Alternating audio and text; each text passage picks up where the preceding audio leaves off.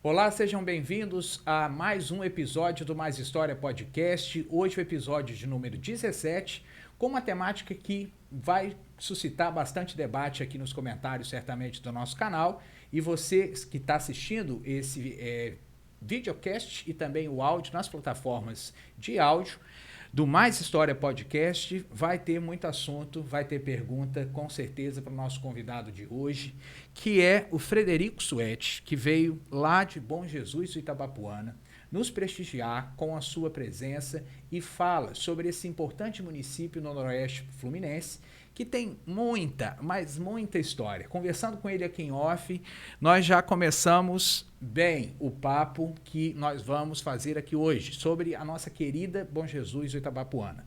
Deixo aqui o meu abraço afetuoso ao povo de Bom Jesus, aos distritos de Bom Jesus, pessoas amigáveis, pessoas que têm muito a ver com a nossa história, nossas histórias estão entrelaçadas e eu tenho um carinho muito especial por todos de Bom Jesus, então aqui recebendo o Frederico Suete, eu recebo os bonjesuenses aqui no nosso canal, abrindo nossas falas.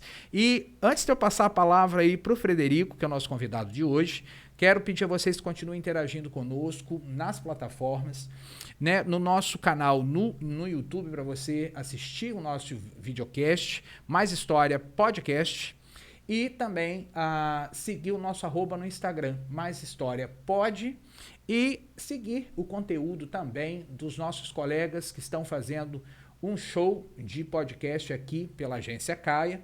Nós temos a Off Podcast com Marcelo Nascimento, nós temos o Amiga Taí com a Roberta e com a Alice, e temos também o Intimais com o André Vinhosa. Assuntos diferentes, mas todos voltados para conteúdos aqui do Noroeste região, para o Brasil e para o mundo, né? Agradecemos aí a presença constante de vocês que têm curtido, deixado comentário, compartilhado esse conteúdo. Então fique com a gente, a agência Caia, marketing sem mentiras é o nosso lema e estamos aqui hoje para falar fatos.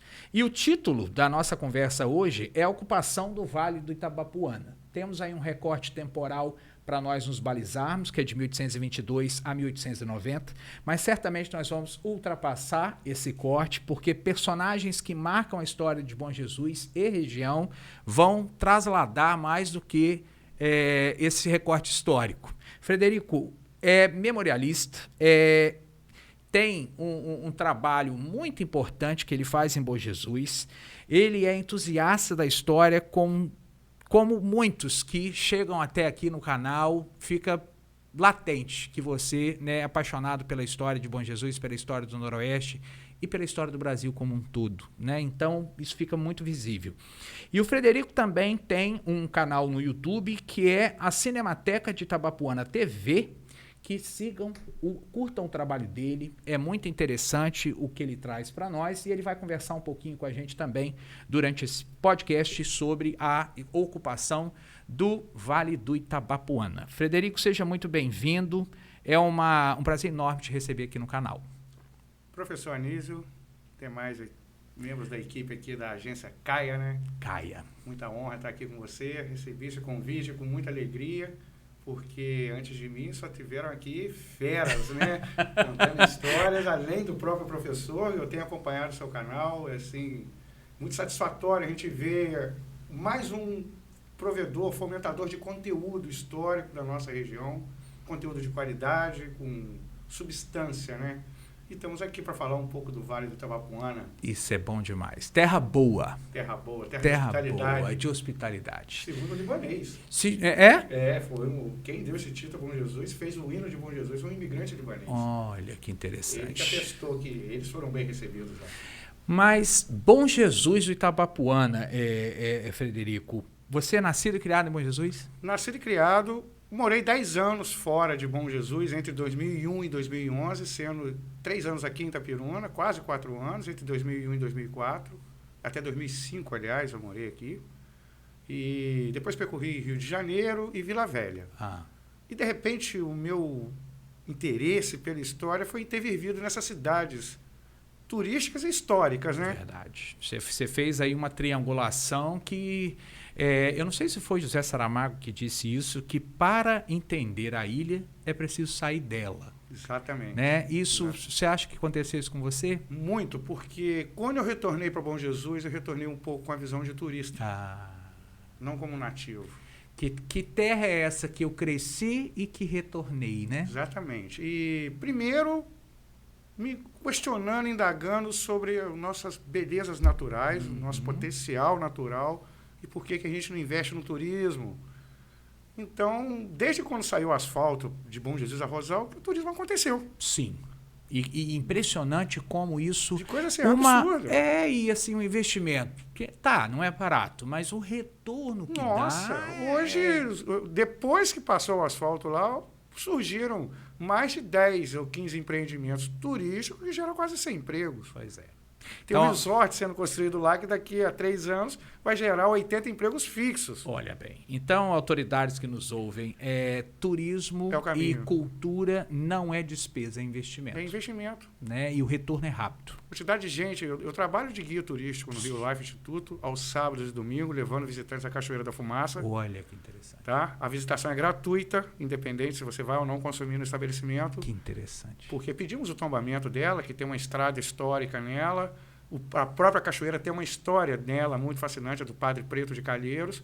E a contrapartida do empreendimento é deixar aberto ao público com visitas guiadas aos sábados e domingos. Isso é fenomenal. E então eu recebo muitas pessoas de Campos, Itapiruna, Vitória. Que não conhecem a história ou que não conhecem o local e nem a história. E a gente conta um pouquinho de cada um. Isso. Ali. Então, Frederico, para a gente começar esse papo dentro do tópico específico, eu quero começar pelo óbvio. Vamos dar início a esse papo falando sobre a ocupação. E aí, o que você sinaliza para nós nas suas pesquisas, nas suas andanças por essa Bom Jesus, que ora nasceu, ora foi, ora voltou e agora se estabeleceu? Como foi a ocupação do Vale? Como eram os nativos? Como foi esse contato? O que você tem aí para nós nos seus arquivos e nas suas fontes para nos dizer como é que se deu essa ocupação do Vale do Itabapoana? A ocupação do território do Vale do Itabapoana foi igual a de Itapiruna e demais municípios do Noroeste. O primeiro contato do homem branco, o europeu, foi em 1545, através da instalação da capitania de São Tomé, que abrangia do rio Macaé ao rio Benevente e Anchieta, que, segundo Aires de Casal, era o rio Heritiguibá, o nome indígena do rio Benevente. Verdade, Aires de Casal faz esse registro na, Viagens pela província de Minas Gerais, acho que é isso. Eu tenho uma série de artigos sobre o rio Itabapoana que foi escrito pelo professor Arthur Sofiati. O Sofiati é um espetáculo. Um memorialista ambiental.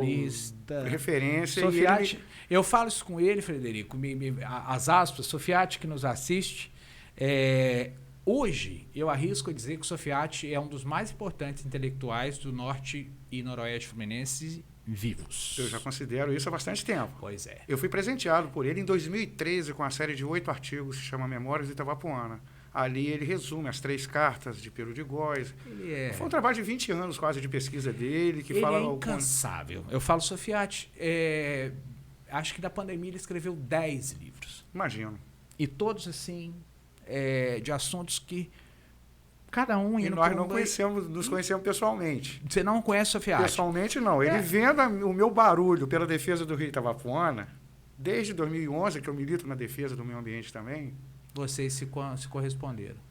Através de redes sociais, isso. Ele acompanhando o meu trabalho, ele me presenteou com essa série de artigos. Sempre solícito, muito generoso.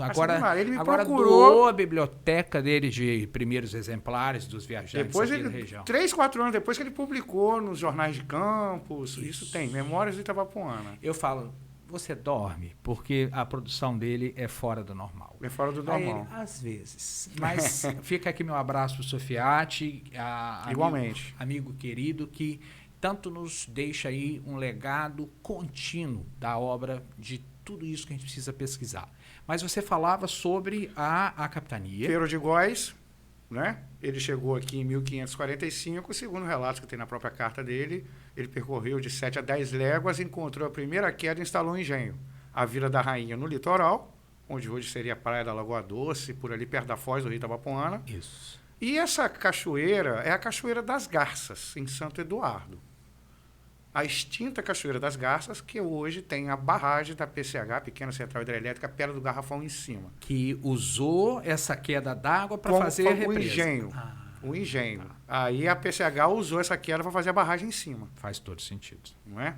Então, ele só foi até a altura de Santo Eduardo. Ele chegou bem perto do Vale do Itabapoana, no Peru de Góis. Então, isso é muito importante que você está falando, o Frederico, porque, então, o primeiro contato do português conosco foi pelo Itabapoana. Pelo Itabapoana. Isso é muito importante registrar. Ele veio de navio e ele primeiro atracou na foz do Rio Paraíba. Sim. Parece que ele não gostou do que viu e decidiu ir subir até o Itabapoana. Tem isso na carta dele. Sim.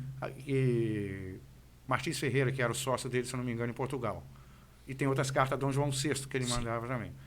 Então ele veio até a altura de Santo Eduardo. Nossa, veio até que bastante. Bastante, ele adentrou bem. Adentrou bem. Ele veio até Santo Eduardo, na Cachoeira das Garças, que fica acima das corredeiras da Gabiroba, que é onde hoje está a usina. A barragem está em cima da Cachoeira das Garças e a casa de força abaixo das corredeiras da Gabiroba. Para aproveitar a queda. Exatamente. E a altura que ele fala, 60 palmos, que é aproximadamente 12 metros. Perfeito. É a altura da Cachoeira das Garças. É a única de 12 metros, porque ali é uma região de planície. Certo. Foi a primeira queda que ele encontrou. E queda de 12 metros depois da Cachoeira das Garças, na região da planície não tem mais. Só saindo de Bom Jesus para subir a serra. Tem muitas corredeiras na planície. Então, o Peru de Góis ele não chegou a adentrar no território do Vale do Itabapoana.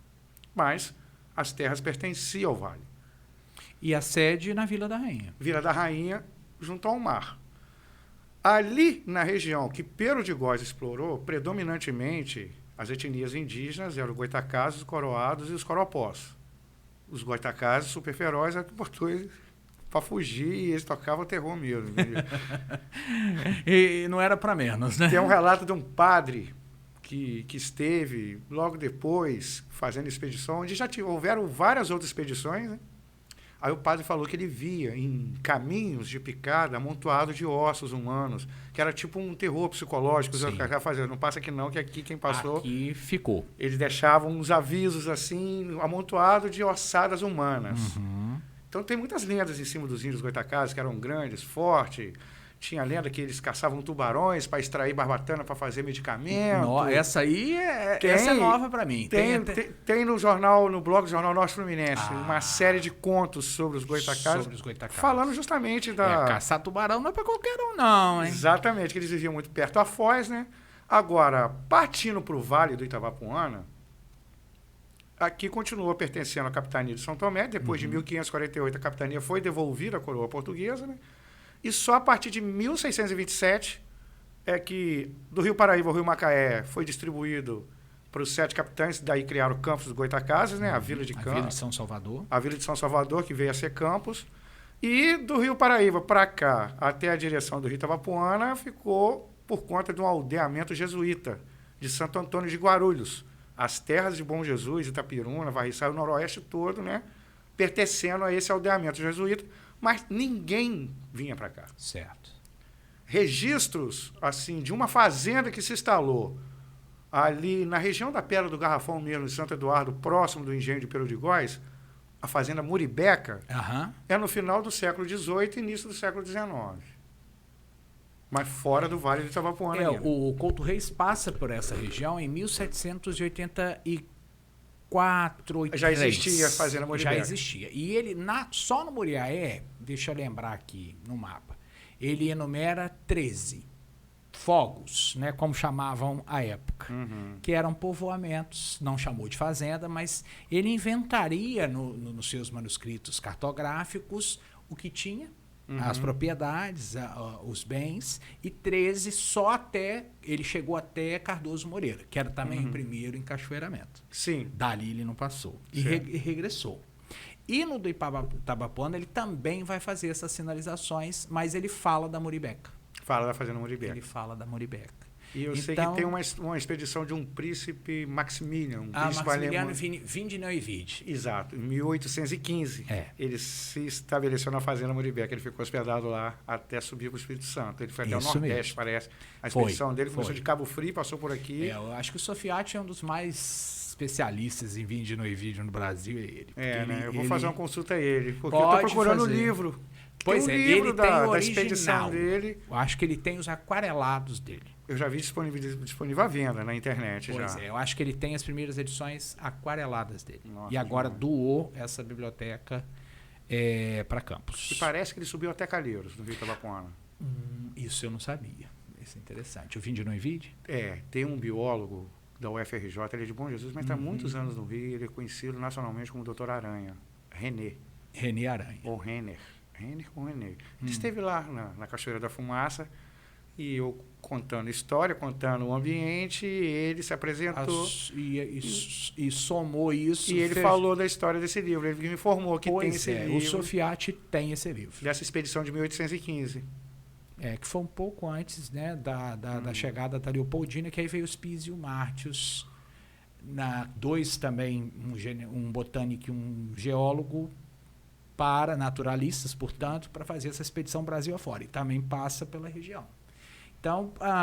Então Pedro de Góis chega em 1545 e vai embora em 48. 3 anos. Em 1627 se estabelece que as terras pertencem ao Delamento São Pedro de Guarulhos. Aos 7 capitães. Aos 7 capitães do Rio Paraíba ao Rio Macaé. Certo. Aí E do a Rio Vila Paraíba. de São Salvador fica com os Sai Benevides, né? Sim, Sai Benevides. Aí do Rio Paraíba para cá, para a região do Noroeste, Fluminense, na divisa com o Espírito Santo, ficou pertencendo a esse aldeamento jesuíta Santo Antônio de Guarulhos. Perfeito. Que a região Noroeste toda pertencendo a ele.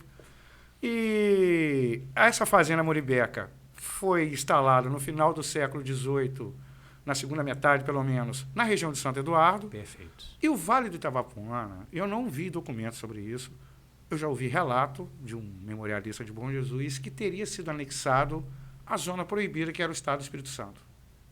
A professora Rafaela, que hoje, né, uma querida também e uma profissional exímia, ela estuda as relações Espírito Santo e Campos. Ela acabou de defender o doutoramento dela e ela estuda essas relações e sabe isso para frente e para trás. A gente pode recorrer a ela. Sim. Rafaela, querida, deixa aí os comentários para nós no canal.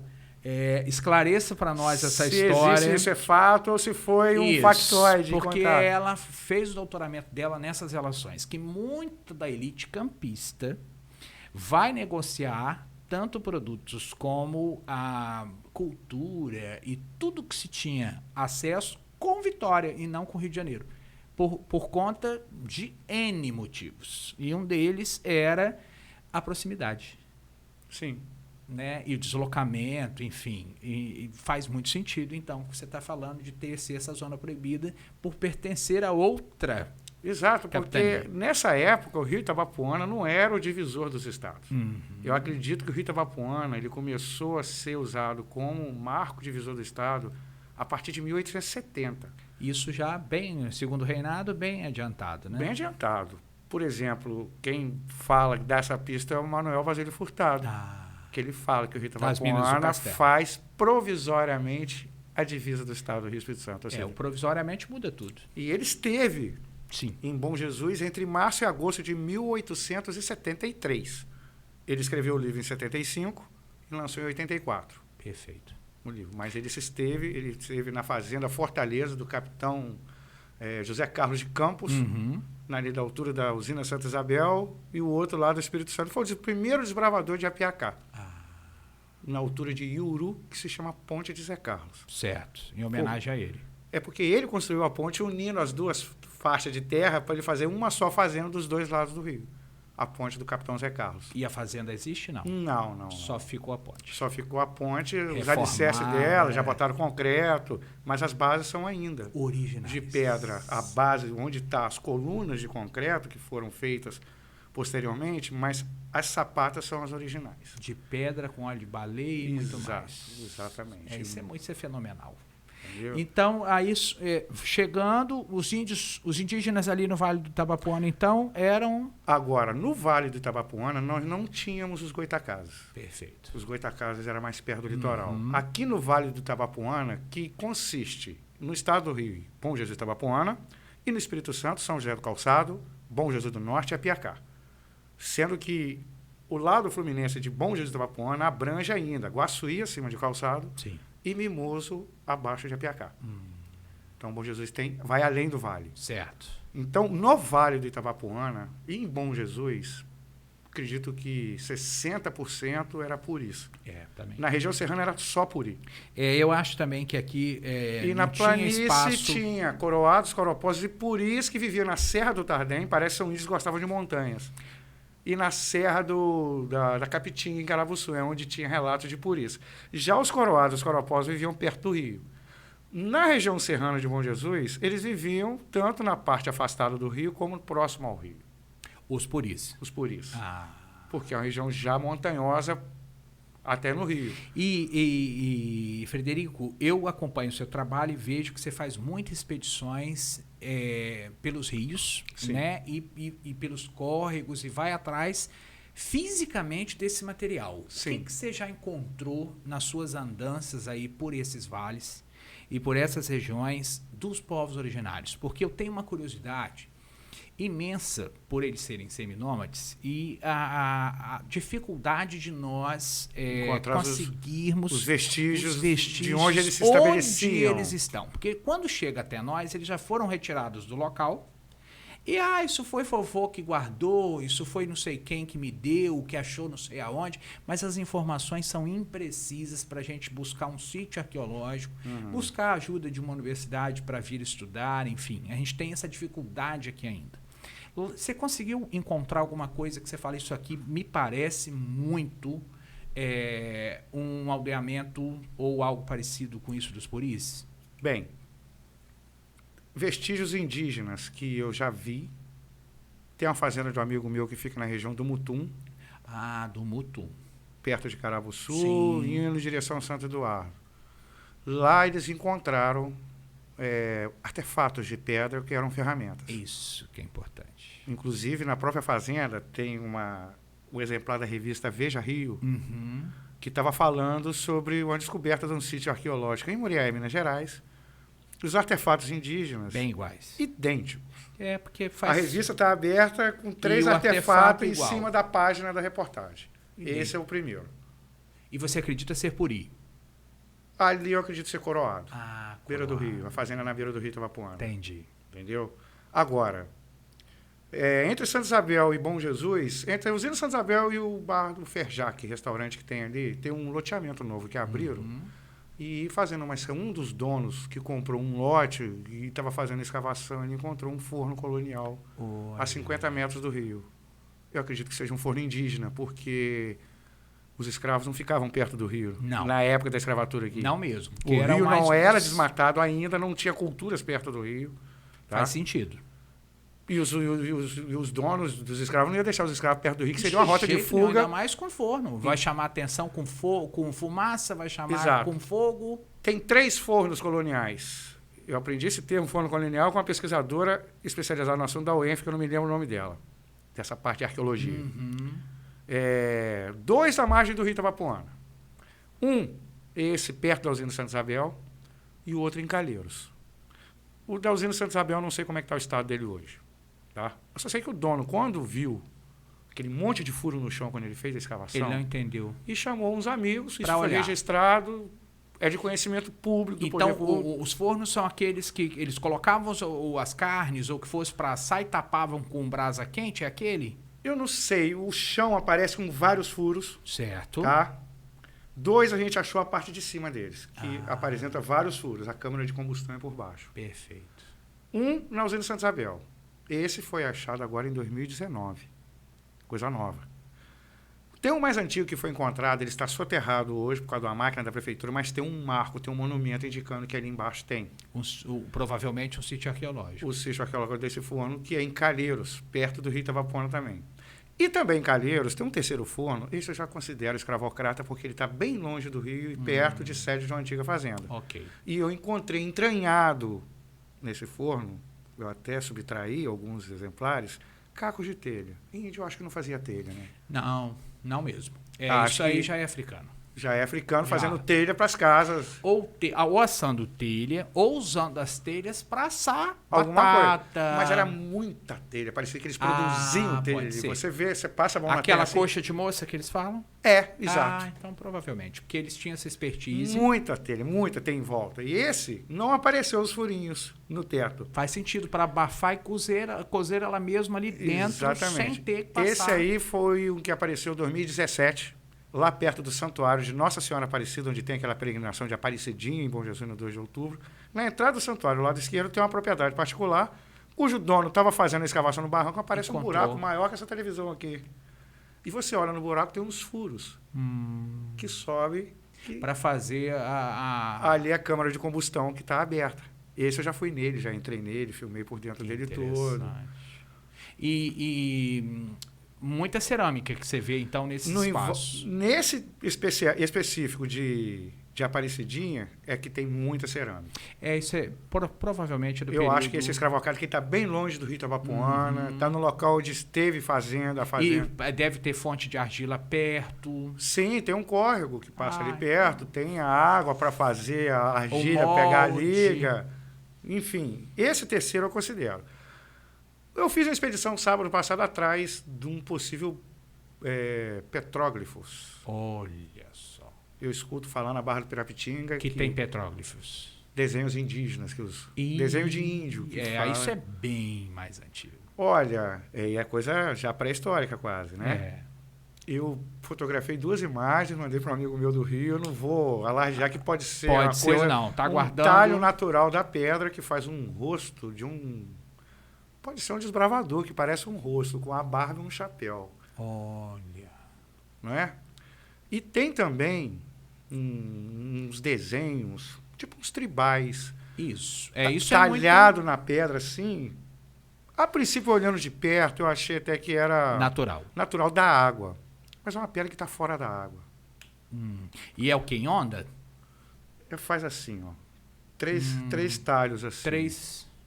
Você olha a pedra à distância, aparece mais coisa. De perto você vê talhado. Que interessante. Então, pode ser, de fato, um marco simbólico para eles. Várias pessoas da Barra afirmaram que tem desenhos indígenas, mas eu não atravessei o rio. Eu só fiquei na margem, que observando. Onde o acesso é público pela estrada, dentro do app, qualquer um acessa, tem até um caminho, uma trilha. Então, ali, esse rosto, por exemplo, eu fotografei numa pedra do outro lado da margem. Com a lente objetiva. Exatamente. Eu tenho uma câmera semi-profissional, puxei o zoom, deu para ver. Deu para ver. Eu tenho que explorar ainda a outra margem do rio, que tem grandes formações rochosas também. Porque eu vi um detalhe, tem mais. Na maloca daquelas pedras tem desenho. Então, tem um trecho na outra margem do rio que tem um paredão, um barranco mesmo, encosta, tem tipo um andar acima da cachoeira e as pedras. Pode ser que tenha alguma Pode coisa ser ali. E em Rosal também. Em Rosal também. Tem uma Serra dos Índios, que ele fala lá, que tem vestígios de uma antiga tribo Puri, que é onde a dona Zeferina... total. E é o Tito, Luiz Tito de Almeida, que ficou até de me levar lá. Ele é músico lá na banda Lira 14 de Julho, criador de orquídea. E gosta de rodar pela região também. Exato. E eu falando que eu estou sempre em busca de vestígios indígenas, que é o que a gente não tem ainda. Não. Muito pouco documentado. Escravocrata tem muita coisa lá ainda. Mas indígena nada, a não ser isso que eu te relatei agora. E eu estou para ainda nessa região de Rosal, que é na região da Serra do Bálsamo, para cima da barragem lá da hidrelétrica de Rosal. Ali tem muitos córregos e ribeirões que realmente pode ter sido ocupado. O rio Pirapitinga. Pirapitinga é um nome indígena. Isso. Pirapitinga é totalmente indígena. Totalmente indígena. E que pega aqui a nossa região também, aqui em Itaperuna, perto. Até hoje, a Pedra Branca, no entorno dela, tem uma floresta primária, nativa lá ainda, bonita, árvores. Né? Eu já vi foto, não estive, mas daqui de Itaperuna, de alguns bairros, você avista a Pedra Branca da rua. Eu já filmei ela da reta do Caiçara. Vi ela bem, né? Câmera, eu filmei perfeitamente. Então, isso tudo é muito profícuo para nós explorarmos, né? Sim. E preparar essas expedições. O Sofiati também, ele fala, hoje me falta energia física, mas não me falta coragem. Porque ele já rodou muito essa região também. Já. Muito. Então, os artigos dele mostram que ele esteve em loco. Nossa senhora, é fenomenal. Eu falo, foi uma pesquisa. É um Google antes do Google. Sim, exatamente. Muito bem. Mas, Frederico, quem vai chegar então, depois dos religiosos, dos beneditinos, quem vai ocupar, de fato, vai desbravar a região do que é hoje Bom Jesus do Itabapoana? Bem, oficialmente, a nossa história, na parte da prefeitura, é um equívoco redundante, assim, que ensina nas escolas também. Sim. E é muito importante detalhar isso. Oficialmente, é Antônio José da Silva Neném, o fundador de Bom Jesus do Itabapoana. Antônio José da Silva Neném. Ele chegou aqui em 1842 e ficou só 2 anos ou 3 anos ali, na região central, entre a rodoviária e a Praça Governador Portela. Ele chegou com uma comitiva pequena e ninguém falava em Alferes Francisco da Silva Pinto. Se você for na página da prefeitura, não fala sobre Alferes. Sim. Que chegou 20 anos antes. Ele vem 20 anos antes desse que é considerado o desbravador. Exato. Tanto que no brasão do município de Bom Jesus do Itabapoana tem 2 datas. 1842, que alusiva ao início da ocupação do solo, né, do desbravamento, e 1938, que é a emancipação definitiva. Só que a ocupação do solo foi bem antes disso. Certo. Década de 40. Sim. Então, antes daqui foi, provavelmente, nós também precisamos dessa documentação, mas tudo dá a entender que realmente foi na década de 30, 20 para 30, que eu descobri um mapa recentemente nesse blog que eu te falei de São João Nepomuceno. O primeiro mapa que consta a rota de Minas para o estado do Rio, aqui na nossa região.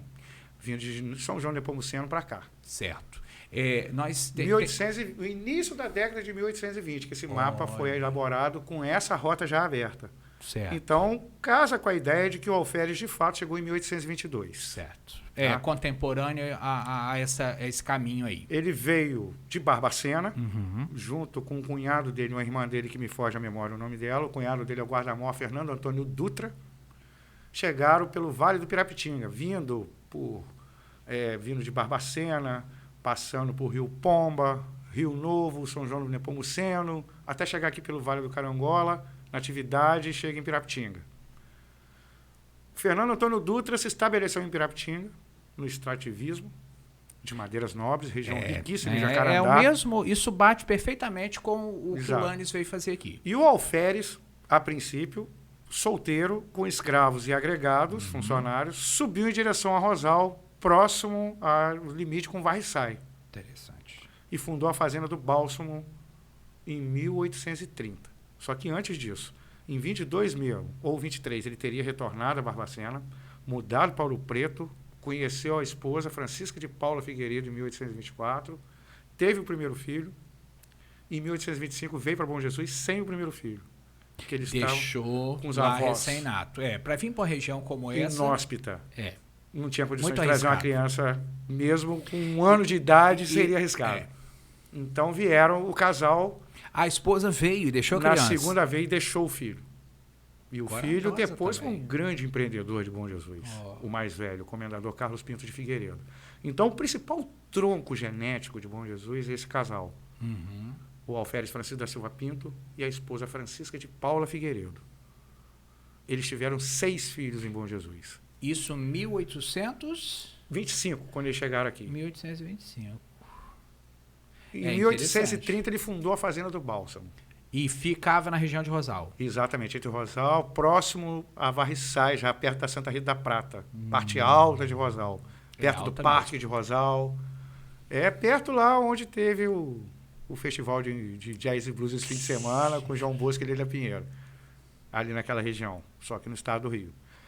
Ele fundou a Fazenda do Bálsamo e teria ficado ali até 1838 e 1839, quando começou a tirar os primeiros resultados da lavoura de café. Já com café. Em 1838 ele tirou o primeiro resultado, a primeira lavoura. Isso aí quem pesquisou foi o saudoso desembargador Antônio Isaías da Costa Abreu. Ele investiu muito na pesquisa da história de Bom Jesus. Ele, se eu não me engano, é trisneto do Alferes, tá? Lá de Carabuçu.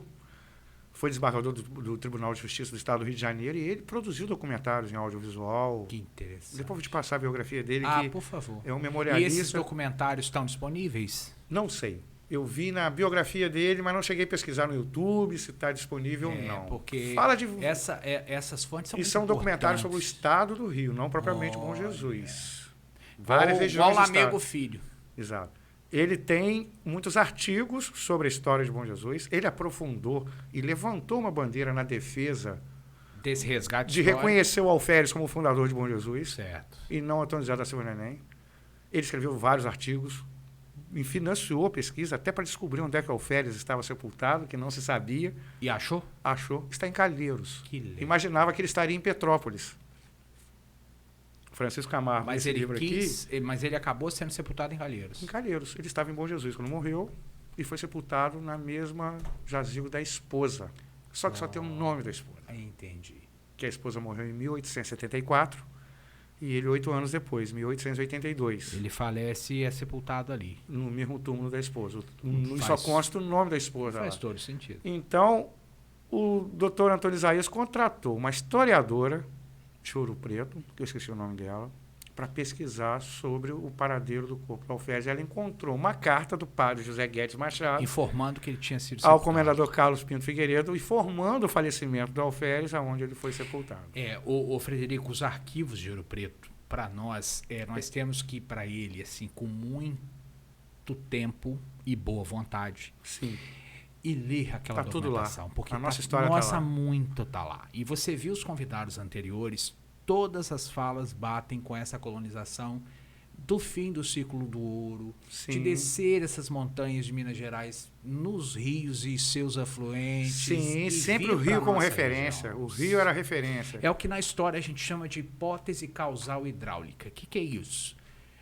Os vilarejos ou as grandes civilizações vão ser construídas em torno de grandes fluxos de água corrente e doce. Para fazer Natural. a energia hidráulica para desenvolver. A energia e o consumo O da consumo água para humano. irrigação, para os animais, faz todo sentido a hipótese causal hidráulica nessa região, Sim. porque realmente não tinha como penetrar nessas matas cheias de povos originários, com animais, né?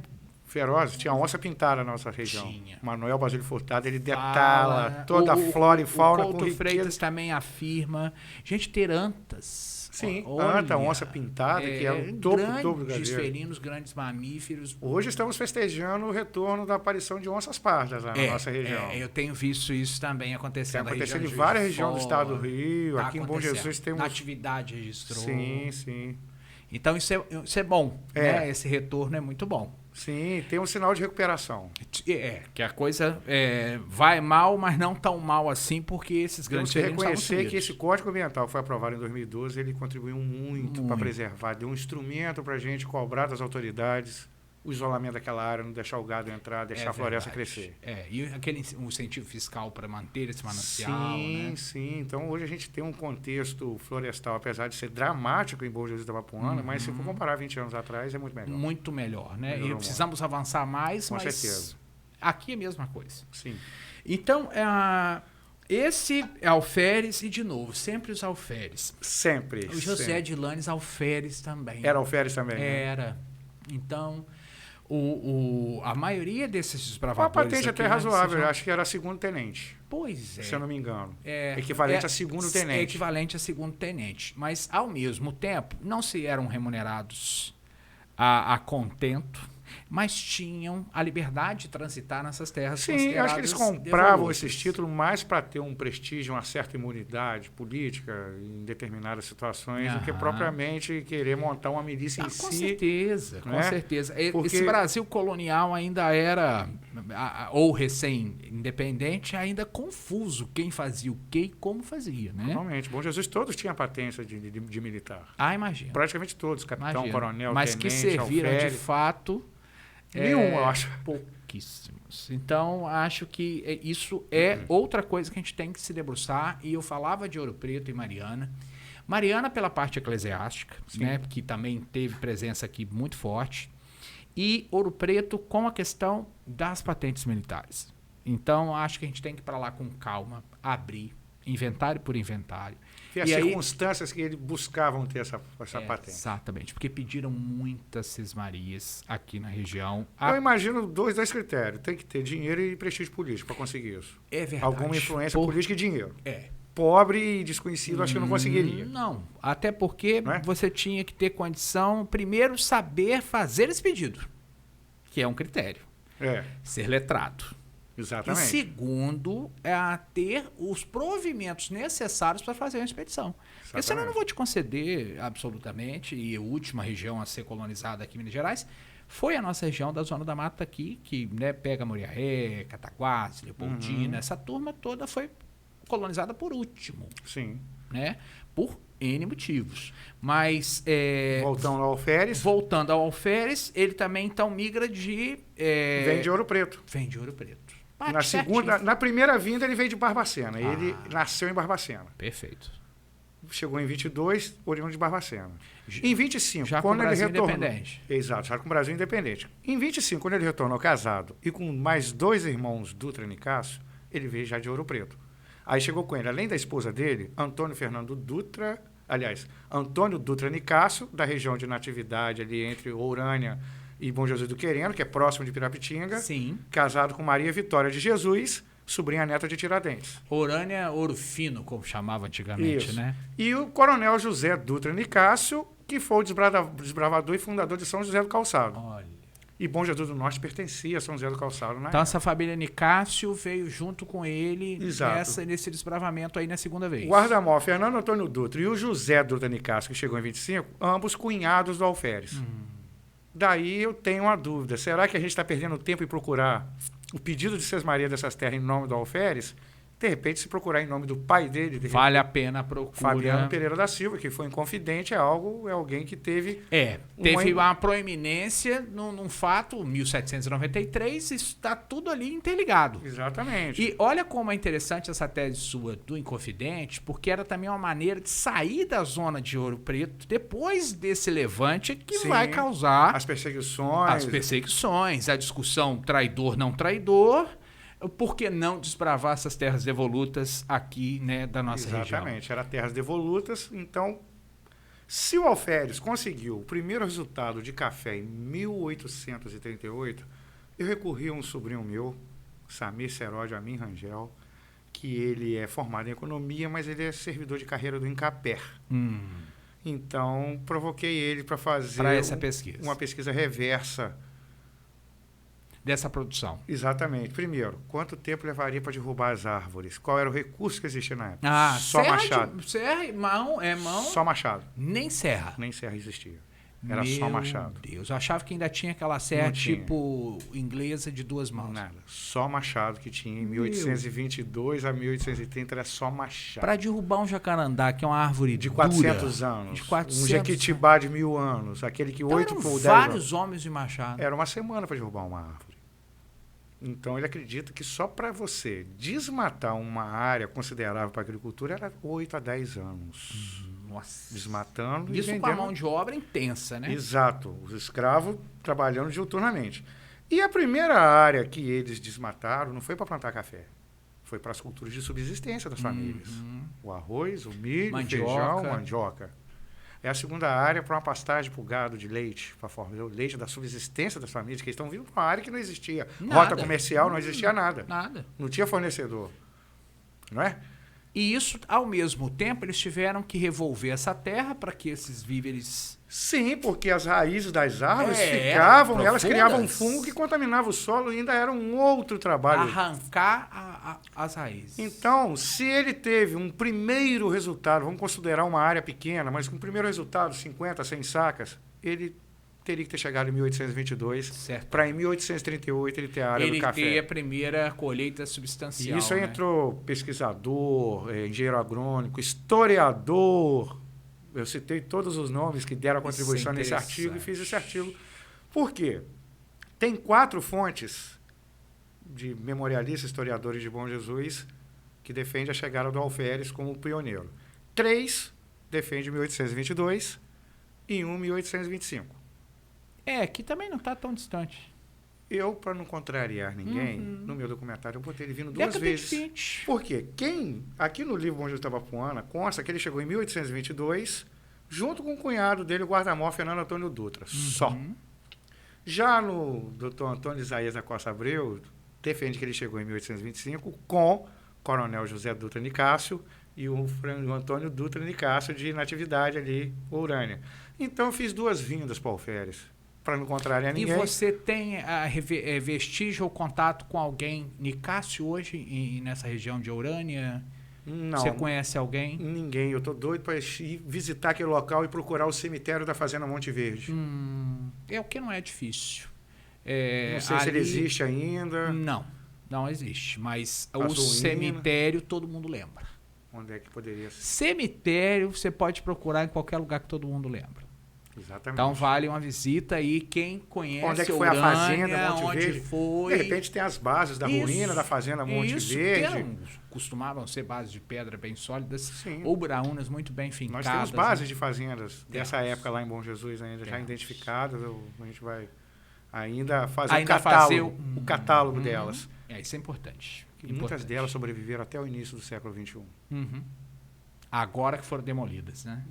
Eu acho que 15 a 20 anos para cá. Acho que teve uma onda muito grande, Frederico, na nossa região, de pessoas querendo vender madeira de demolição. Viram que é caro. Viram que é caro, viram que era uma madeira boa, o tijolinho. O próprio tijolinho, a telha, canal. A telha. Então, acho que isso tudo foi um boom de falar assim, não, peraí, vou ganhar um dinheiro com isso aqui. Mal sabe o que tinha na mão e o que poderia se transformar. A primeira casa do Alferes estava de pé até 2001. Até 2001? De 1830, na Barra do Pirapitinga, que foi a primeira casa que ele fez. Desmancharam. Mas eu consegui um vídeo com ela, que foi produzido uma expedição no Rio Itabapoana pelo saudoso Pedro Teixeira, que ele saiu do Caparaó, foi até a Foz. E ele passou o Rio todo, filmando tudo. E ele parou nos distritos e filmou várias fazendas que estavam de pé. Então, já recortei o vídeo dessas fazendas. Ótimo. Vou converter em HD. É isso que eu ia te falar. Isso já está digitalizado ou ainda está em VHS? Não, já está no YouTube, esse documentário inteiro. Mazelas e Destruição de um Rio. Só que esse trecho... Então vamos anotar, repete aí. Mazelas e Destruição de um Rio. E Destruição de um Rio. De Pedro Teixeira. Está no YouTube, está no meu canal lá, na Cinemateca. São duas obras que não são de minha autoria que estão lá. Essa aí... E Roberto Silveira, A Pedra e o Fogo. Roberto Silveira, A Pedra e o Fogo. Que é a história de Roberto Silveira, calheirense. Para quem não sabe, foi governador de estado e dentre outras coisas, né? Um político com uma carreira meteórica absurda, certamente seria presidente da República se não morresse tragicamente. Nasceu em Calheiros, ele, o irmão dele, calheirense, tem um memorial deles lá, muito bacana. Interessante. E está sepultado em Calheiros, não? Não, Niterói. Niterói. Está em Niterói. É que era capital, né? Tanto ele como o Badgé Silveira, o irmão dele, estão sepultados em Niterói. Mas aí, evoluindo um pouquinho na história, nós temos os alferes e depois os alferes se estabelecem. Como que foi aí essa ocupação? Quem vai chegar depois? Como foi esse zoneamento em torno da chegada desses pioneiros? Existe um hiato na nossa história que vai até 1838 e 39, quando a gente tem essa notícia da colheita de café do Alferes, e depois a gente só vai ter notícia de Bom Jesus, do próprio Alferes e de outros bravadores. Não, 1840, Fundação de Calheiros. A Fundação de Calheiros. Era um sobrinho do cunhado do Alferes. Certo. Que veio o coronel Tenente Felisberto Gonçalves Dutra, que fundou Calheiros. Ele chegou em 1836 e em 1840 fundou Arraial, Santo Antônio do Rio Preto. O Itabapoana era chamado de Rio Preto pelos brancos. Os índios sempre chamam de Itabapoana. Que significa Itabapoana? Itabapoana, ele não é Guarani, tá? Ele é o tronco linguístico macro-G. Que eram falados aí pela entre maioria. Os puris, então, não é Ita, é I. I de rio, Taba de aldeia, aí tem a discussão. Se é Apoã, vai ser Rio da Aldeia Redonda. Se for Poana, Rio da Aldeia do Barulho das Águas. Eu acredito que seja o Poana por conta... Por causa dos encaixoeiramentos e os fornos indígenas perto de corredeiras, cachoeira, tribo indígena lá perto da Cachoeira do Bálsamo, que era muito barulhenta. A Cachoeira da Fumaça aqui em Calheiros, muito barulhenta, enormes cachoeiras, né? Então, eu acredito que é o Barulho das Águas. Barulho das águas. Faz mais Sendo sentido. que o rio Itabapoana, na planície de Bom Jesus a Santo Barro, já teve Silencioso. 4 ou 5 nomes diferentes. Já mudou. Nenhum Itabapoana. Porque cada etnia indígena Dava um nome. tinha um tipo de inspiração diferente para criar os nomes. A crença diferente, a paisagem do entorno. Por exemplo, a pedra do garrafão se chamava Pedra Camapuã, Camapuã. que é algo semelhante aos seios redondos de uma mulher. Sim. E o nome do rio Itabapoana ali na região era Rio Camapuã. Lá na Foz, Perodígós, o primeiro nome do rio Itabapoana era Managé. Teve também Rio Muribeca, Cabapuana, né? Só eu falei 4 nomes. E eu já ouvi isso nos artigos do Sofiati. Sim, eu peguei isso nos artigos sobre a é, memória Itabapoana. exatamente. Teve uma expedição que, se eu não me engano, a Aires de Casal pegou 2 nomes diferentes, Camapuã e Cabapuana. E é o mesmo rio, só É que o em mesmo regiões... rio. Os índios que cada um dava um nome diferente. Tanto que, na região serrana, como só tinha uma etnia, os puris, Deram um nome só. então eles entendiam um nome só e o rio muito parecido, muito cachoeira, muito barulho, o cenário parecido de serra, montanha, não é? Então, na serrana sempre foi Itabapoana. Rosal, inicialmente, antes de chegar o fundador de Rosal, o capitão Francisco José Diniz, se eu não me engano, foi quem prendeu o Mota Coqueiro, a fera de Macacu. Esse era militar mesmo. Esse era militar meu, capitão Francisco, delegado. Francisco José Diniz. Ele chegou em 1850 e fundou Rosal em 1852. Quem trouxe eles? O Alferes, junto com Felisberto Antônio Gonçalves, o outro, os 2 fundadores de Rosal. Todos de Minas Gerais. Todos Minas. Todos Minas Gerais. Então bate com as nossas teses. Não veio nenhum de outro estado, a não E ser não Minas, pelo litoral, sempre descendo de Descendo Minas por Gerais. Minas. Então bate tá? perfeitamente. Os primeiros campistas que chegaram em Bom Jesus foi a partir de 1880. Já no finalzinho. Do século XIX. Agora, o desbravamento e a fundação dos arraiais, todos mineiros. Todos. Daí o nosso sotaque, daí nossa cultura, Nossa nossa cultura é toda religiosidade. mineira, toda. Eu não vejo também nada de capixaba, nem Francisco das Chagas de Oliveira França foi um que chegou também nesse período antes de 1840, por volta de 1836, perto de Carabuçu. Esse personagem é riquíssimo. Ele chegou aqui em 1836, em 1851 construiu a primeira capela em Bom Jesus, aqui perto da rodoviária, lá perto da rodoviária de Bom Jesus. E naquele altinho ali. Exato. Do lado do Espaço Cultural Luciano Bastos, Perfeito. onde era o Colégio Santa Rita. É, porque ali é um lugar proeminente na cidade, você via... Eles sempre tinham uma preocupação de segurança, aquela visão panorâmica. Claro. Também, né? Então, funcionou o Colégio Santa Rita e a primeira capela Santa Rita de Cássia. Nossa. E os populares que já viviam em Bom Jesus na época... Isso na década de 40 do 19, é isso? Na década de 50 já 50, a capela. 50 a capela. Exatamente, 50 Qual era uma o nome da capela. capela? Santa Rita. Santa Rita. Mas já tinha uma devoção a Bom Jesus na época. Eles chamavam São Bom Jesus. O Antônio José da Silva Neném ficou 2 a 3 anos em Bom Jesus. Ele veio com 2 casais. Os 2 casais ficaram. Ele foi embora. E o Neném era alferes também? Não tinha patente militar. Era um sujeito humilde. Tá? Uns defendem que ele era donatário de terra. O doutor Antônio Isaías Costa Abreu defende que ele era um invasor, que o filho dele foi assassinado na fazenda do Antônio Dutra Nicásio, na divisa de Natividade com Pirapitinga. Sendo que tem-se registrado aqui por Padre Melo que Antônio José da Silva Neném era proprietário também das terras de Santa Luzia, em Apiacá. Nossa. Ali ele vendeu as terras para quem desbravou parte de Apiacá e foi embora para Piúma, Antônio José da Silva Neném. Ele não deixou nenhuma herança genética, não edificou nada, ele ficou acampado aqui. Entendi. Em Bom Jesus. Então ele provavelmente passa esse tempo, se organiza e vai para Piúma.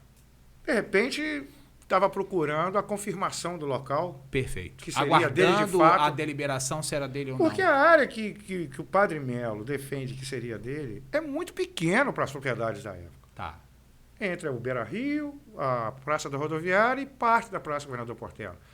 Insignificante. A menor fazenda do Alferes era a Fazenda Soledade, que tinha 100 alqueires, que é do bairro Soledade em Bom Jesus e vinha quase até aqui no centro. É muita coisa. Tanto... Que é o normal para a época. Exato, a menor propriedade dele tinha 100 alqueires. A Fazenda Barra do Pirapitinga tinha 600 alqueires. Então. Fazenda Orla do Itabapoana, 300 alqueires.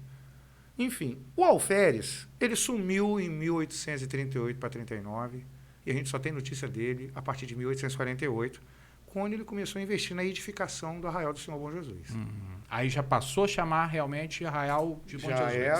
não, ainda era Campo Alegre. Ah, Campo Alegre. Era Campo Alegre. A partir de 1842, o Antônio José da Silva Neném, ou quem chegou com ele, deu o nome de Campo Alegre. Tá. E parece que foram eles que trouxeram a devoção ao Senhor Bom Jesus. Tem um crucifixo na matriz do Senhor Bom Jesus que é atribuída a essa comitiva. Nossa. Seria o artefato histórico mais antigo da cidade. da cidade. Está dentro da matriz, eu apresento isso como de fato, que foi pessoas antigas da igreja E ele é exposto a qualquer um que desejar qualquer ver? um pode chegar, você chega à direita do altar, tem uma porta que te dá um acesso a um sacrário, ele está ali naquele sacrário ali. Está perto da nave. E é um crucifixo puro? É um crucifixo, ele de madeira. Perfeito. Tá? Ele já foi adulterado, tem umas purpurinas, um brilho que botaram nele, mas você vê a base dele, é uma coisa bem antiga e sem... Deve ter sido feito com ferramentas à mão ainda, né? Exatamente. Talhado à mão, ele é mais ou menos dessa altura, assim. Ele ficava até... E tem um Cristo ou só Tem um cruz? Cristo. Ah, tem o Tem Cristo. E é de gesso ou é de madeira? Não sei. Não Mas consegui identificar olhando que pintaram ele, a gente não consegue... Pode ser de muita coisa. Pode ser de gesso, pode ser de argila, pode ser de madeira pintada, pode ser de porcelana. Não sei se ele foi substituído. Pode ter sido porque também. ele foi adulterado, a parte de cima. Só a base que eu vi que parecia... Que é bem original. Bem original, toda de madeira. Esses restauros são Estava surradinha, complicados. aquela coisa assim. Agora, do crucifixo mesmo, você vê que foi bastante E adulterado. ali onde é a matriz hoje não era a Santa Rita. Não, a Santa Rita na rodoviária. E a de Bom Jesus atual, a capela ali, o Zé Basílio fala nela. Sim, a de Santa Rita, mal demais. Mal, que fala mal. Desce a lenha no padre, que o Descuido. padre larga os afazeres espirituais para ficar nessa E- vida mundana de reuniões maçônicas, formando famílias, que na época o padre poderia ter família. Podia. Ter. Então, ele, das 8 páginas que ele fala de Bom Jesus, 2 é descendo a lenha no padre José Guedes. Na administração da igreja. Estava aqui há quase 3 meses e não conseguiu uma missa. Para ele, aquilo foi o fim.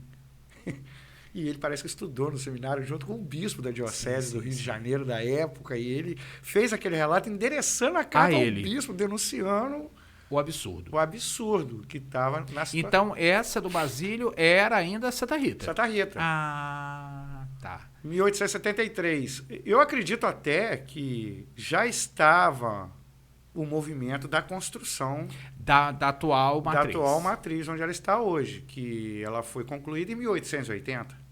Então, né, não é tão distante. Né? Apesar de ela não ter sido construída com torres, a primeira versão dela era só a nave. Perfeito. Não tinha capelas nem torre. Isso aí, as torres... Vieram depois. Vieram depois. Padre Melo, que transformou ela toda...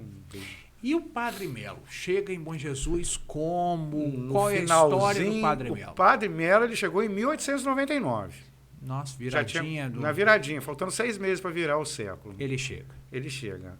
Quando ele chegou, já tinha acontecido muita coisa em Bom Jesus. E ele chegou para resolver um impasse. O Padre Melo era agrimensor e matemático. A principal missão do Padre Melo em Bom Jesus era resolver um impasse fundiário que surgiu em 1857 com esses desbravadores. Toda essa turma aí vai entrar no imbróglio para quem vai ficar com Eles vão criar um imbróglio com o Padre Melo que resolve lá na frente, 50 anos depois, quase 40 e tantos anos depois. E o Padre Melo é brasileiro? Não, português. Ah, português. Ele é de São Miguel, dos Açores. Ah, dos Açores. Ele chegou em 1895 no Brasil. Ele fez 60 anos, acho que tem. E foi naquela leva de açorianos que vieram migrando de uma crise nos Açores, e como toda a Europa. Muitos então açorianos chegaram nessa época. Nós temos muitos açorianos da região. Sim. Bom Jesus tem família Borges, Rezende, Seródio, todos açorianos. Silveira também, se eu não me engano, são açorianos, do Roberto Silveira. Sim. O Padre Melo chegou em 1895 no Brasil e assumiu a paróquia de Sapucaia, no estado do Rio de Janeiro ainda. Aqui, e perto de Além Paraíba. Isso, perto de Além Paraíba, Sapucaia. Ele assumiu ali. Ficou 4 anos. E veio para cá. O que aconteceu em 1857? Esses desbravadores que foram chegando ao longo desses anos, até 1855, eles foram fundando os arraiais que hoje estão no entorno da sede. Parece até que foi uma estratégia de segurança deles. Tá? Primeiro fundou Calheiros, depois funda Rosal, Carabuçu. Pirapitinga foi bem depois, mas a região de Pirapitinga já estava ocupada por um cunhado do alferes. Entendi. Não tinha sido fundado o distrito ainda, mas a região já foi a primeira a ser ocupada. Foi onde o alferes deixou alguém lá. Certo. Para ocupar a terra... E fica aqui, meu cunhado com a minha irmã. Nisso ele voltou para Ouro Preto, veio para Bom Jesus. Há a história de que, em 1840, ele voltou para Ouro Preto com a família, certo, com a esposa e já alguns filhos. E ali, naquele momento de muita ebulição no Brasil... A Revolução Liberal de Barbacena, que reza alguns, aqui no livro de Bom Jesus, consta que ele foi preso. Apoiando essa revolução. Exato.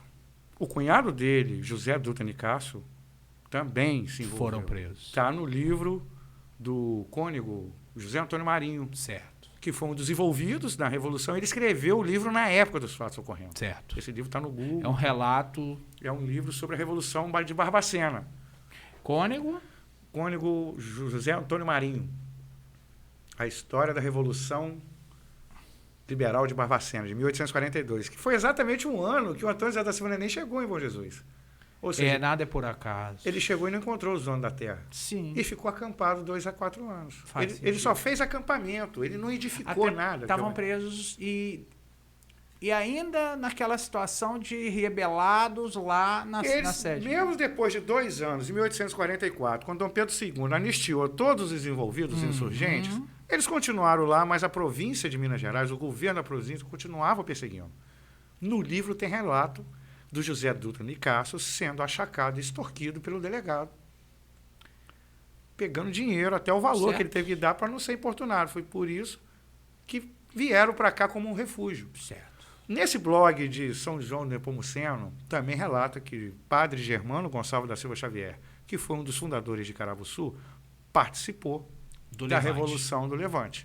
Tanto que ele adotou o nome do tio-avô, inspirado na luta política do tio-avô, Tiradentes. Faz bastante, né, sentido mesmo. Carabuçu, o primeiro nome de Carabuçu, Santo Antônio da Liberdade.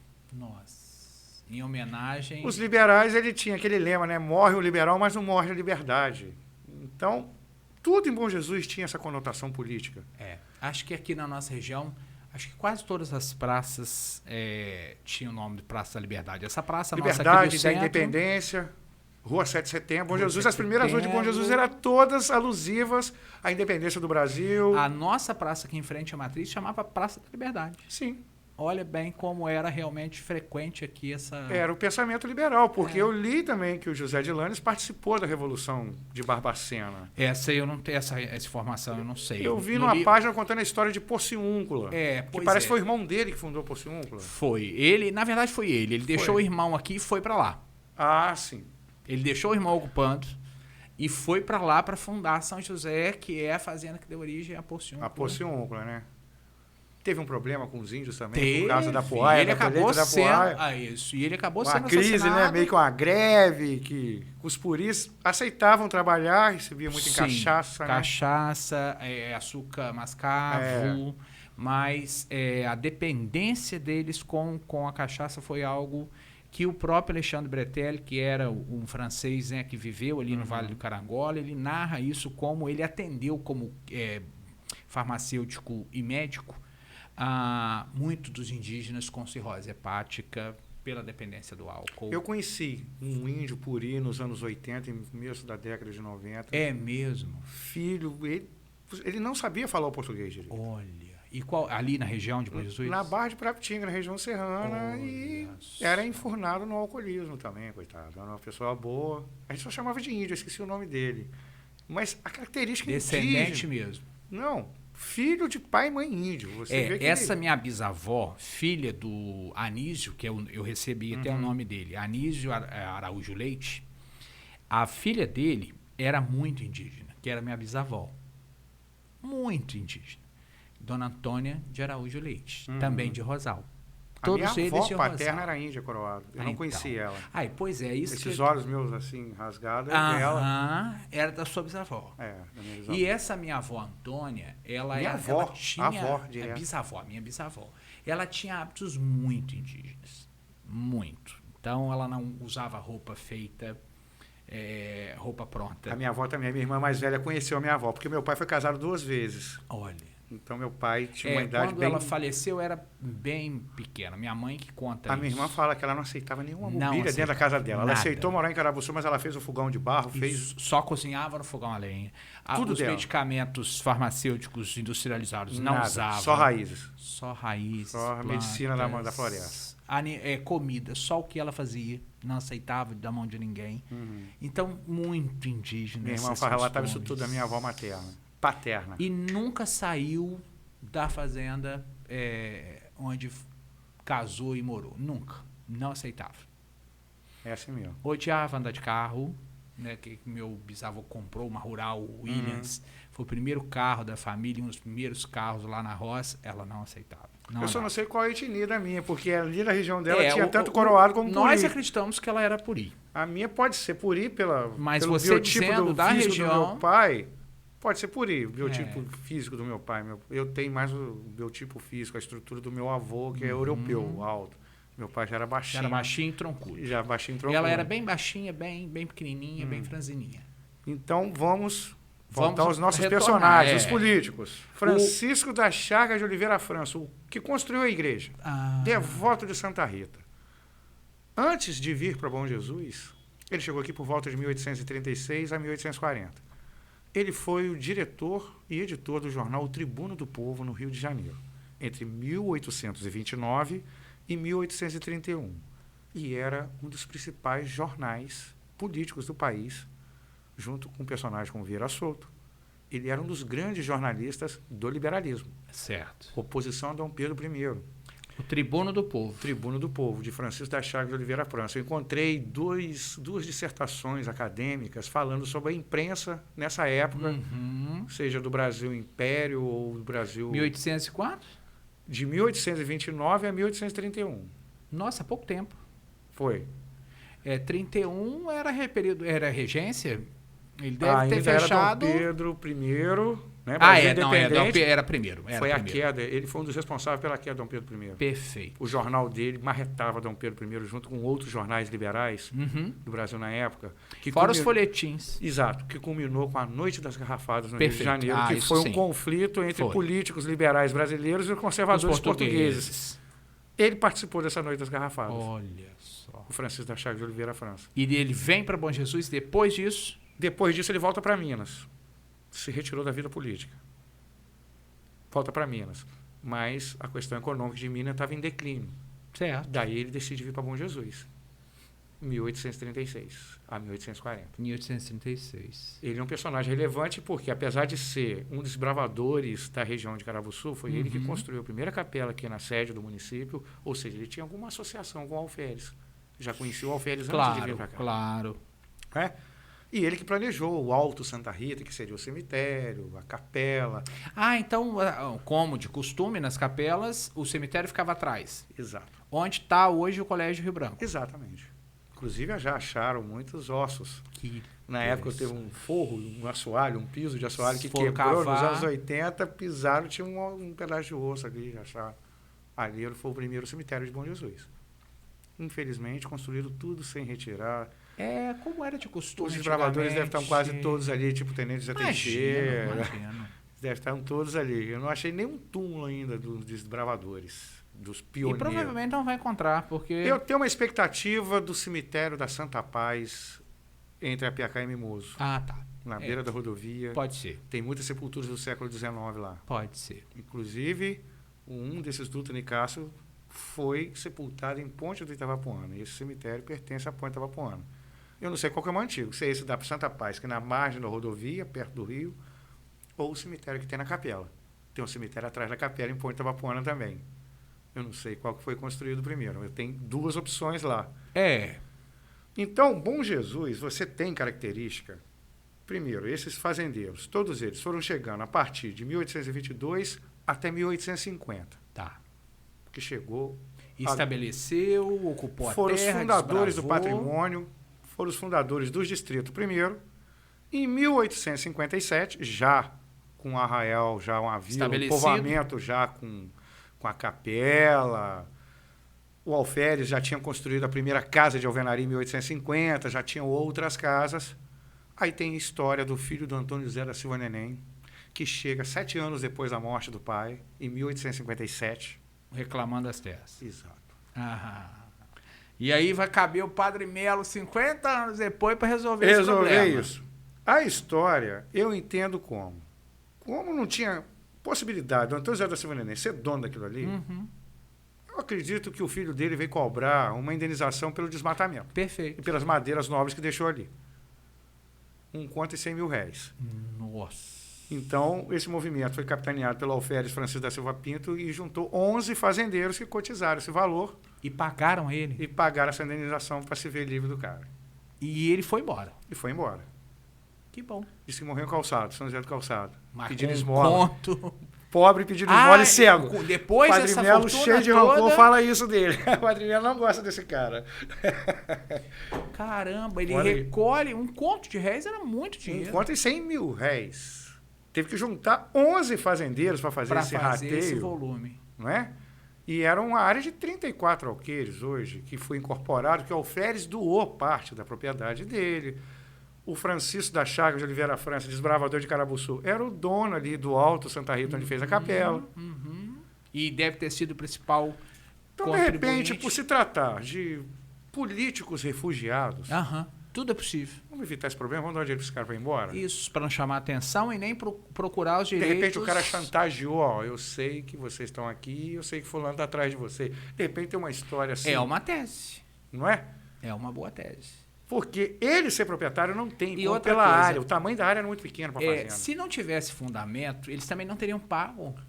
Sim. Teriam, né? Um rabinho preso tem na história dele. Tem, né? Isso é interessante. Pagaram para se livrar do cara. E Bom Jesus se desenvolveu de tal maneira, a partir daí, aí mudou o nome de Bom Jesus para Bom Jesus nesse instante. Tá. Em 1857 se converteu no Arraial. Não, Ou seja, no Arraial vamos deixar bem claro quem é dono do quê. Muda-se o nome de Santa Rita para Bom Jesus. Campo Alegre. Campo Alegre para Bom Jesus. A padroeira ainda Santa Rita, a Capela Santa Rita. Padre Germano Gonçalves da Silva Xavier. Foi o primeiro pároco. Foi o primeiro capelão.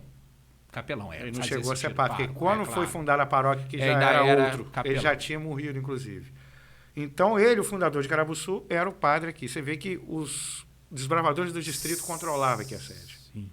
Eles fundaram a sede depois do distrito. Criaram aquele cinturão de segurança. E aí centralizou no distrito e falou, agora é aqui. A sede vai ser aqui. Tanto que eles tinham as sedes da fazenda na zona rural e construíam suas casas aqui no centro da cidade. E os serviços religiosos só nessa capela? Só nessa capela e em Calheiros também. Ah, tinha de Calheiros. 1840, a capela mais antiga de Santo Antônio. Santo Antônio, eles eram muito... muito. Santo Antônio açorianos. Carabuçu é Santo Antônio também, ué. Santo Antônio da Liberdade, hoje é só Carabuçu, mas o padroeiro é Santo Antônio. Olha. Então, eles fizeram essa cotização e dizem que fizeram um documento e isso foi registrado num cartório em Minas Gerais. Provavelmente Mariana. Provavelmente, mas ninguém nunca achou. Quando o Padre Melo chegou, em 1899, ainda tinham 3 remanescentes dos vivos. Eles fizeram um novo documento. A partir daí, o Padre Melo fez a divisão. E já na República, e vão conciliar isso para ficar tudo então, formalizado. Exatamente. O Padre Melo, mas até o Padre Melo conseguir formalizar tudo, foi muita dor de cabeça, que ele teve que contrariar muitos interesses. E esse documento foi feito certamente em Campos? Em Campos.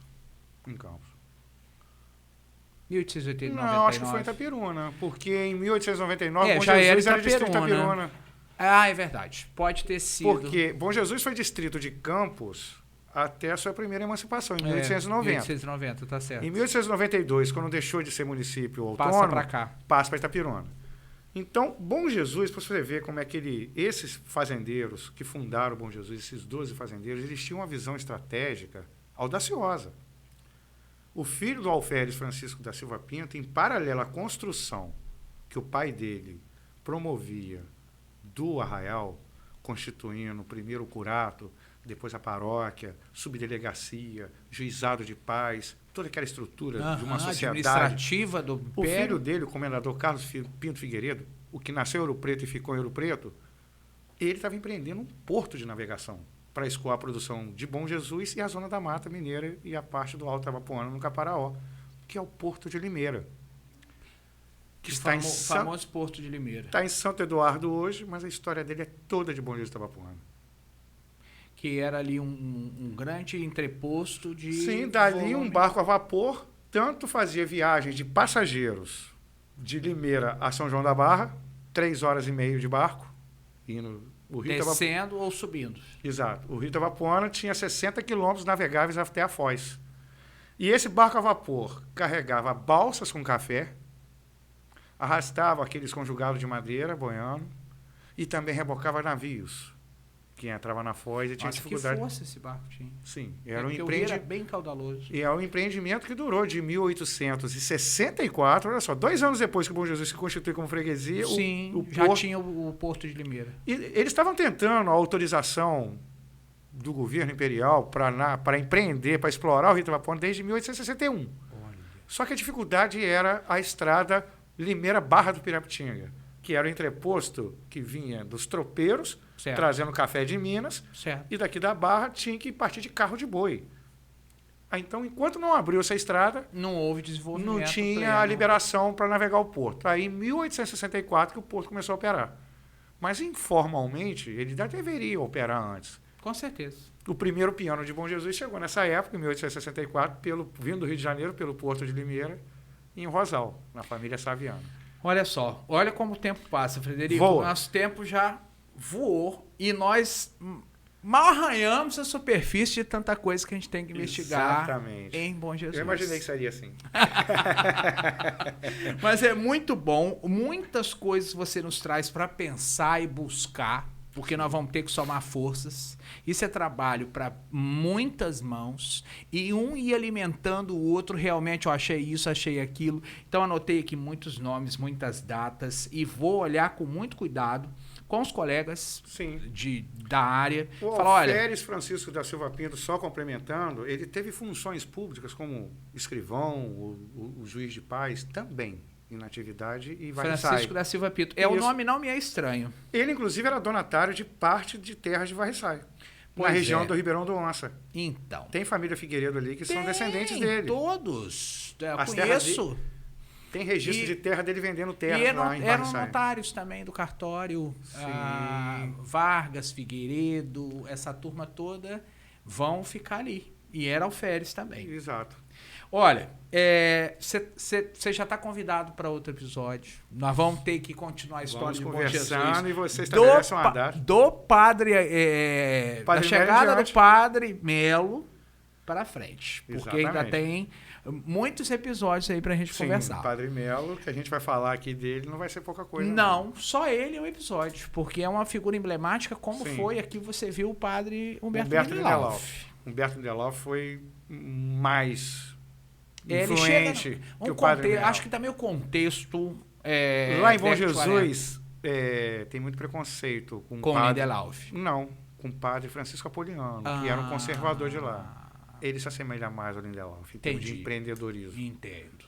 De pensar uma Bom Jesus com uma estrutura bem maior e desenvolvida, né? O Padre Francisco ele reintegrou os distritos à sede. Perfeito. Porque a primeira emancipação de Bom Jesus foi muito ruim para Bom Jesus, que Bom Jesus se desintegrou. Desintegrou mesmo.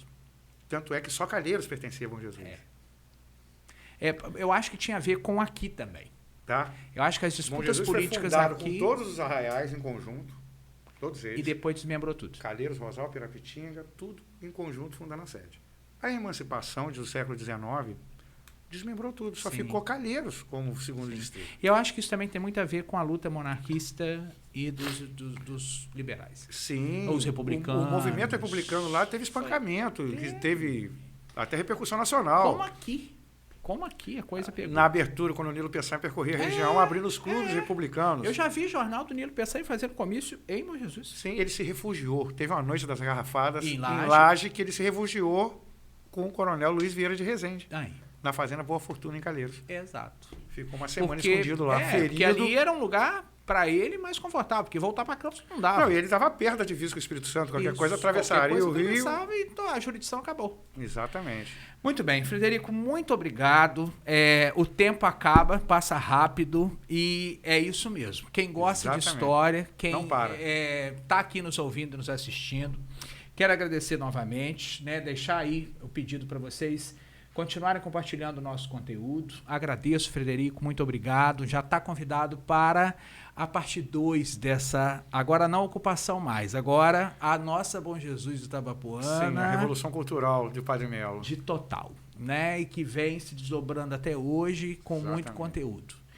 Muito bem, então chegamos ao final de mais um episódio do Mais História Podcast. Esse é o número 17. Para quem não assistiu ainda, os anteriores, assistam. Tem muito conteúdo aí sobre nossa região. Muita gente boa, como o Frederico Suete, que nos prestigiou hoje. E mais história em nossas vidas.